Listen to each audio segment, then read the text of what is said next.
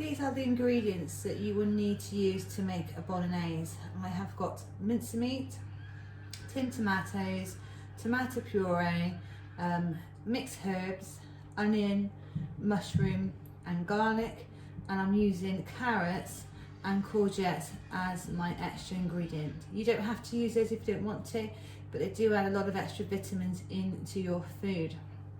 I'm going to start off with showing you how to cut and prepare the onion. Now when you have the onion, we need to take off the skin. At the bottom of the onion we have a hairy bottom. We need to remove the hairy bottom, which is also known as the root. As I was saying, we need to remove the hairy bottom, which is also known as the root, from our onion. So the first thing we need to do is to make sure we use our hand as a bridge. Okay, it's really important we have our hand as a bridge. So we place our hand over the onion and we cut through the middle. So place your knife in and cut down through the onion. Hand is a bridge, therefore we're not going to cut it yourself. And we cut the onion in half. So we then have 2 halves of onion. We turn this over the other way and we're then going to cut off the top part of the onion. And we do that on both bits of the onion, on both sides. We are then able to peel away at our onion and take off all the skin that we don't want on the outside of our onion.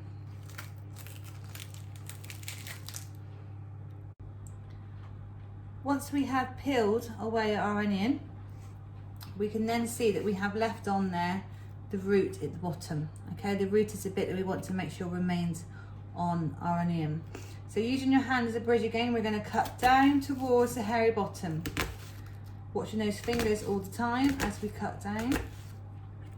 Nice even strokes all the way down. We turn the onion the other way and then pinching it together, we then turn our knife from being that way across to this way and we cut down through.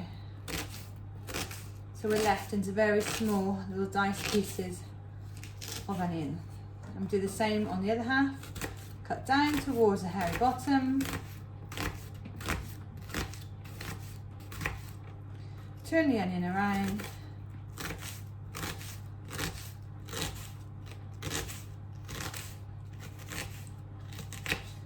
And we'll cut into small dice-sized pieces. Okay. Okay, with the courgette, we're going to cut the top and the bottom off our courgette. Cut it in half because that will make it a little bit easier. I'm going to keep your hand as a bridge hold. And I'm going to grate the courgette. When you're holding the courgette, don't hug it. Try and keep your hand flat if you can. Or keep it back in a claw grip so that when you're grating your courgette, you're not grating your fingers at the same time. I'll finish that off in a minute. With the carrot, we do the same thing, where we cut off the top and the bottom, and cut that in half, and we're going to grate our carrot. Now the reason why we grate our vegetables is because they're cooked down nice and easy. They will also mix in with the meat and the sauce very easily, but it will also mean that they can cook down nice and quickly and they won't be left chunky at the end. With the mushrooms, you can cut the very bottoms off of the mushrooms if you want to. And we're going to slice them, again using the hand as a bridge hold. And we're going to turn them the other way and cut them nice and small. If you like your mushrooms quite chunky, that's absolutely fine. It's up to you and your personal taste. Garlic. When you come to use garlic, you get garlic in what's known as a bulb of garlic. We only want to use 1 or 2 cloves of garlic in your food. Do not use a whole bulb. If you have a bulb, then you need to put your knife in between the cloves, give it a little wiggle, and then you're able to release a clove of garlic. With this, you need to cut off the top and the bottom of your garlic clove. And if you insert your knife very carefully in here, you're able then to remove the skin from the clove. It's not going to harm you if you leave it on, but it's just not that nice to eat in your food. So you cut the top and the bottom of your garlic clove off, and then you peel away at the skin, watching your fingers all the time. Now I have a garlic crusher here. You may not have a garlic crusher at home. If not, you can just use your knife and you can crush it on the board.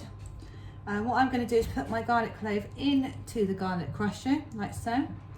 I'm going to pull over the lever and I'm going to push it through. It's a little bit like a Play-Doh when you're doing the Mr. Potato Head and the spaghetti head and the hair comes out. You push through, and then taking your knife, you're able to scrape off the garlic. So you've got a lovely garlic, crushed garlic then.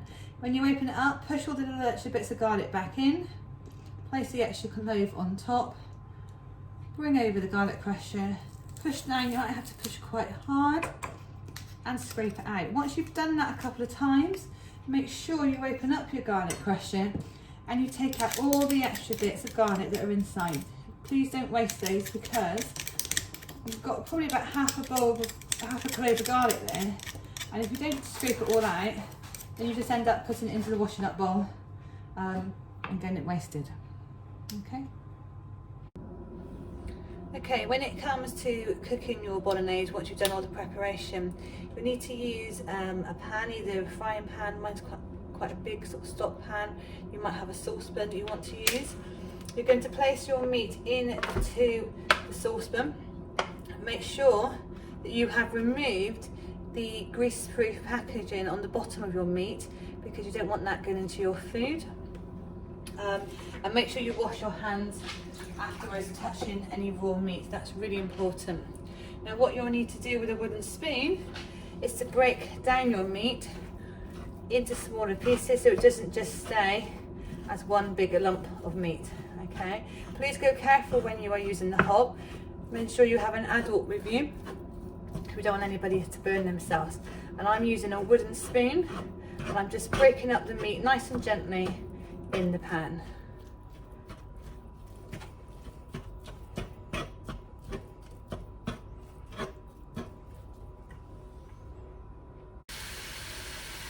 Now you may notice in the pan that I didn't put in any oil. That's because there's enough fat in the mincemeat to cook it without adding any oil, and that process is called dry frying. Now you keep going like this with the meat until all the meat has turned brown. So we don't want to see any of the pink meat until all of it's gone brown, and then we're going to add the next part of our recipe. So as you keep going, okay, keep stirring the meat around, keep breaking it down, and you should see juices coming out of the meat, and it's starting to cook. It's not going to be fully cooked at this stage, but we're just looking to brown off the meat. So we're looking for it all to broken down and for the pink bits to turn brown.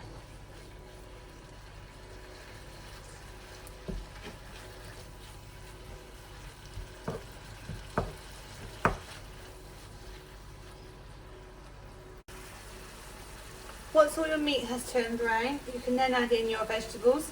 I put all my vegetables into a bowl. You don't have to add all of them to yours. Now I've got quite a lot here because I remember I added the extra carrots and courgettes. You don't have to add that to yours if you don't want to. And then what we're going to do here now is we're then going to mix all of that in to the mincemeat. Okay, so everything's going to cook down, the onions are going to cook down, the mincemeat's going to keep cooking.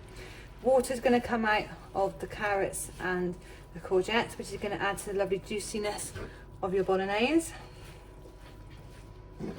So we're just going to do this for a few minutes now to allow all those vegetables to start to soften down and all the meat to take on the flavour from the vegetables. So keep stirring them through, mixing everything together for 3 to 5 minutes. I wish you could smell this because it smells absolutely delicious. So that's all the vegetables in there and the garlic with the mincemeat cooking down.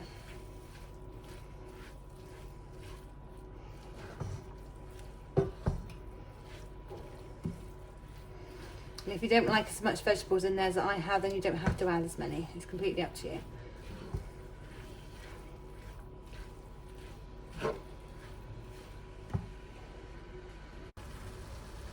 Once you've left your meat for about 5 minutes, you should notice that all the vegetables have cooked down and it started to release a nice juice into your meat.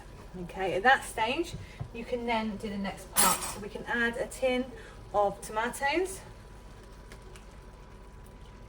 Now, because I added extra vegetables to mine, I've made mine quite big, and I like to have my bolognese quite saucy, I'm actually adding in another tin of tomatoes to mine. You don't have to do that to yours if you don't want to. It depends on how much vegetables you add. I'm then going to mix that round, so I'm going to incorporate the chopped tomatoes in with my mincemeat and my vegetables.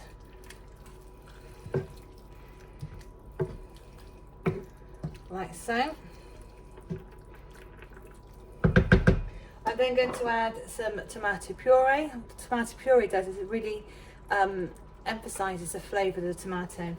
Now if you've got a new tube, then you need to take off the top of the tomato puree, turn it upside down and use a sharp edge to puncture your tomato puree. And I want a nice big tablespoon of tomato puree to go into my bolognese.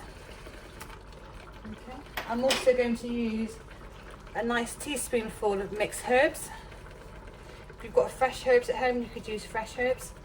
Okay, but a nice teaspoon of herbs to go in. And then I'm going to give this a stir, so I'm making sure that everything gets mixed in together. The tomato puree and the herbs all get mixed in to create that lovely bolognese.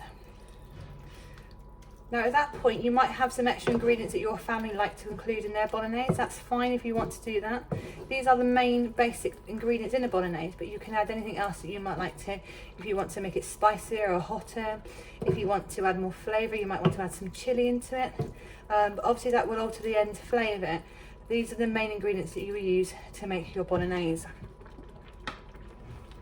Now you need to allow that just to cook for about 15 minutes now on a low number, and just keep stirring every now and then. Go careful in case it splashes you because it could be quite hot.